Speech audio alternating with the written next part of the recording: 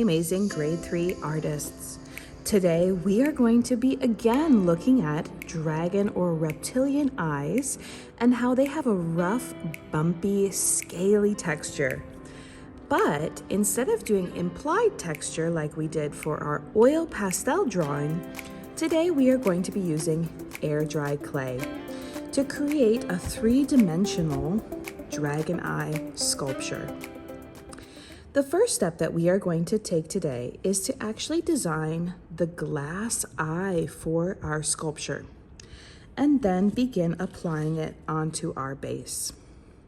Everyone will be getting a half sphere that you should place on your small paper and trace with a pencil around the outline of that shape. Then, choosing 3 analogous permanent marker colors, we are going to be coloring sunshine lines in and out of this circle shape. I like to start with my lightest color first. Begin with a circle, and then drawing in and out from your shape. Followed by your medium color next.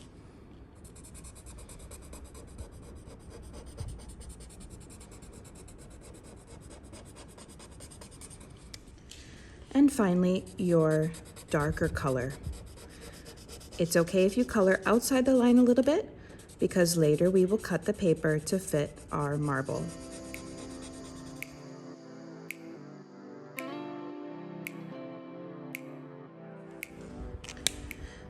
Finally, everyone should take a black zebra marker, this black permanent marker, and create that reptilian shape of an almond in the center and color it all black.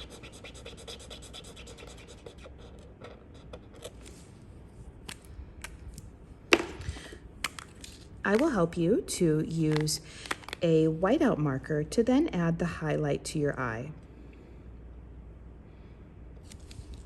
We're going to let it dry for a moment before we then fill glue and place our marble on top.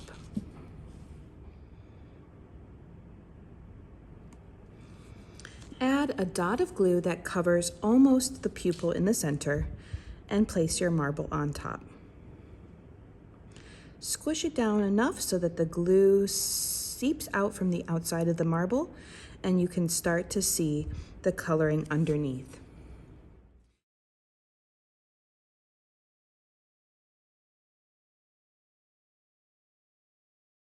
The first thing that we're going to start with is, of course, writing your name, class, and number on the back of your platform.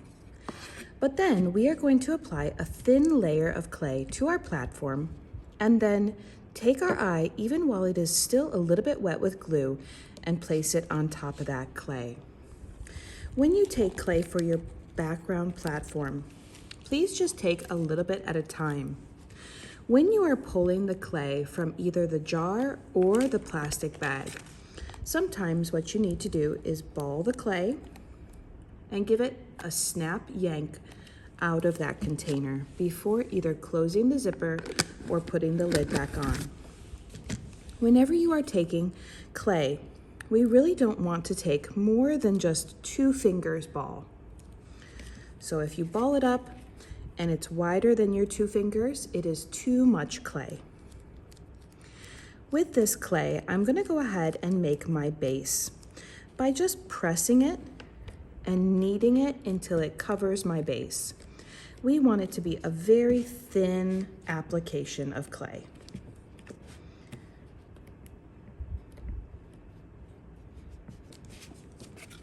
For the base here, it's okay to use a random color that we really actually will not see much of, because we're going to be covering it with an eyelid and coils and scales.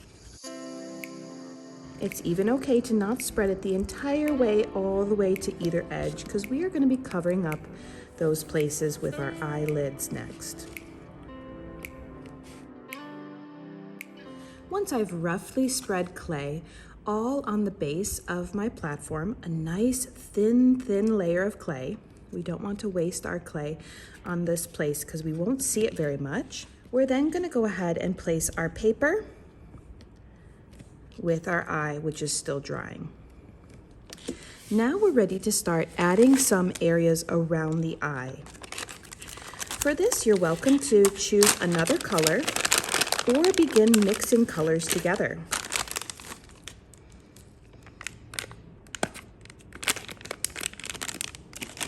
When I mix clay colors, I actually don't want to fully mix them. Spinning and folding the colors can create a much more dynamic look to my clay.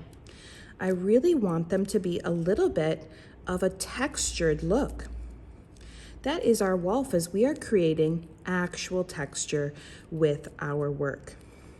The very first shape that we will create is a coil around our eye. Roll your clay into a long coil and apply it around, even on top of that wet glue for your eye.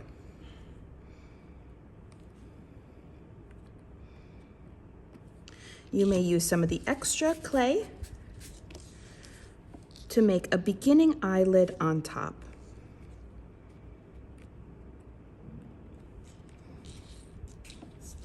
Next, just like with our oil pastel dragon eye that we made, we also want to have an eyelid, which will look like it closes and opens for our dragon eye.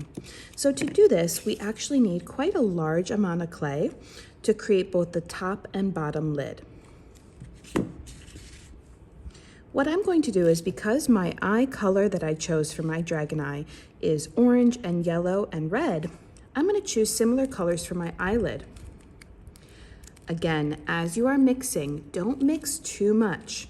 We want it to look streaky and textured. Now, with this clay, we are going to go ahead and roll a chubby coil and flatten it down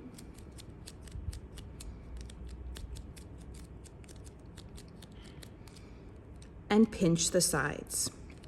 We are making a half moon shape, like the crescent moon. This is our eyelid for our dragon eye. Ooh, it's much more exciting on this side. Spread it and work it until it is a long enough shape to fit across your eye.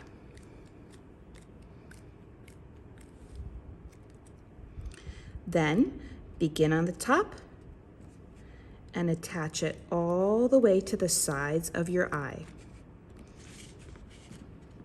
We want this shape to be a little bit bigger because we want it to stand up off of our platform, giving the appearance that our eye is open. And then we will repeat that step for the bottom lid as well.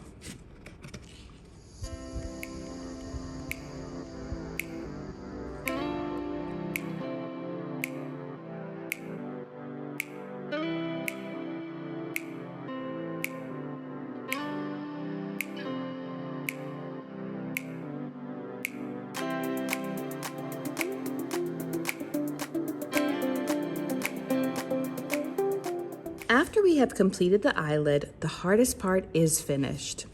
The eyelid is going to serve as our base for all the other amazing things we are going to add today.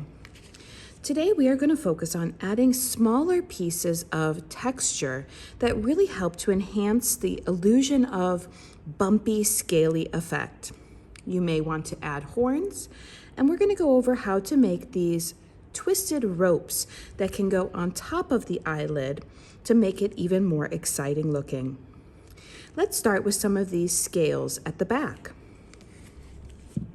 Because I've been using analogous colors of red, orange, and yellow, I'm going to continue around the color wheel to continue using red, but now introducing some pink and purple.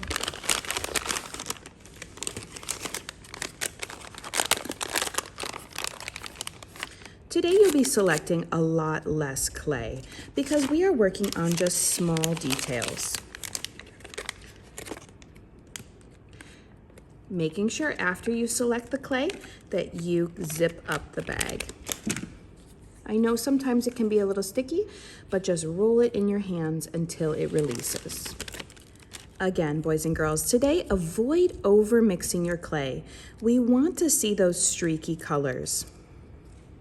For the scales, I'm going to take small little round balls of clay, press them in my hand with my palm, and then start by applying them first to the very back of my dragon eye, letting them curl up a little bit.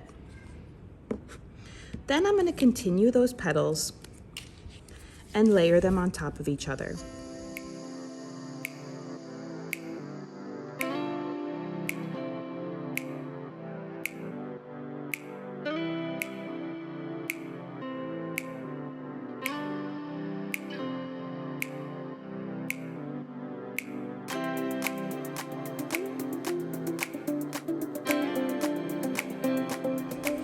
After creating some scales on the top of your dragon eye, we are now going to go ahead and do a rolled coil that gets some detail and texture for the top of the eyelids. For this, you're going to want to select 2 colors.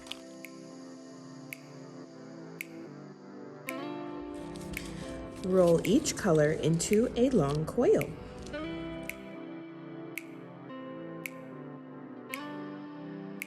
Then join them together and begin twisting. I like to move my hands and twist each section by itself. If you twist just by holding the edges, the coil will become really skinny in the center. So move your fingers down as you roll the coils together.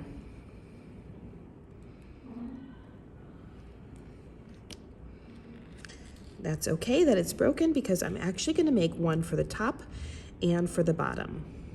If I pull the coils by the ends, it will start to get a little bit longer so that I can cover the entire eyelid with my coil.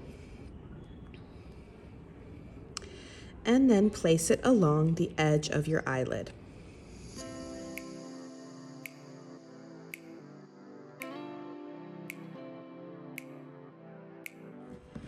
Next, I'm going to add some horn shapes and a few different spots or dots along the bottom to make some additional texture.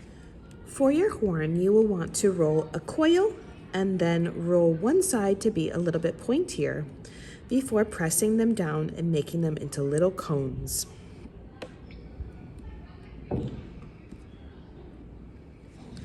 When you're placing things on your eye, you don't want to place them right along the table, but in fact, kind of curling up towards you so that one, they don't get stuck to the table, but then also so that they have a little bit more of an interest and pointing towards the person who's looking at them.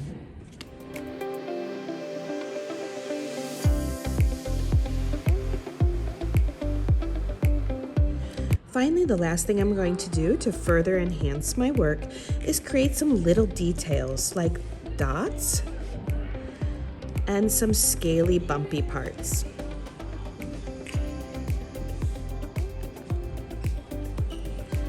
I can even apply these to places on my coil eyelid, or if I can reach inside and put them on the base, you can line your other coil with them too.